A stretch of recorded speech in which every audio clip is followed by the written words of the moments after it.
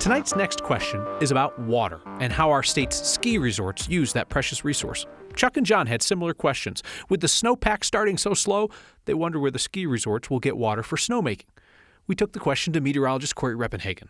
At Winter Park Resort, they're making winter happen. Well, snow is our business, and so snow is vitally important. Snowmakers here say that snow is in their blood, which means water is in their veins. We're connected to the land in a way that you aren't when you're in an urban area. These snowmaking machines have not run as often this season because of the warm temperatures. But when they are making magic, they can use 80 to 100 gallons of water per minute. The resort has the rights to use a set amount of water from the Fraser River system. We want people to be able to maximize the beneficial use of the waters of the state. That's what our Constitution says. That's what we want to happen. Kevin Ryan with the state of Colorado says that every ski area has different water rights, but the state has specific records that show who's using water, how much they're using, and for what purpose. About 80% of the water that gets diverted in Colorado goes to agricultural use. 6.6% is for commercial and municipal use, while 8.2% is for other uses. Of that fraction, snowmaking represents less than 0.1%.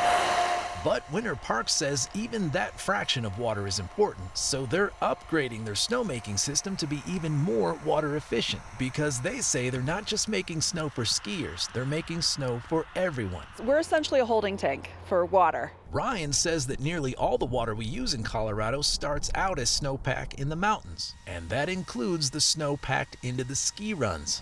We're the headwaters of the Fraser River, which then feeds into the Colorado River. Most of the water they take out of the river in the fall goes right back into the river when the snow melts in the spring. Ryan says the water used to make snow in Winter Park will get used several more times before it leaves the state of Colorado. It may be diverted by a water user in Kremling for irrigation purposes and applied to the field. Some of that's going to be consumed, but some of it's going to go into the ground and go right back to the Colorado River. There's a lot more benefit to snowfall than just having fun on skis. Meteorologist Corey Reppenhagen for Next. Winter Park and most other ski areas typically only use those snow guns October, November, December, and that happens to be the time of year with the lowest demand for water elsewhere in Colorado.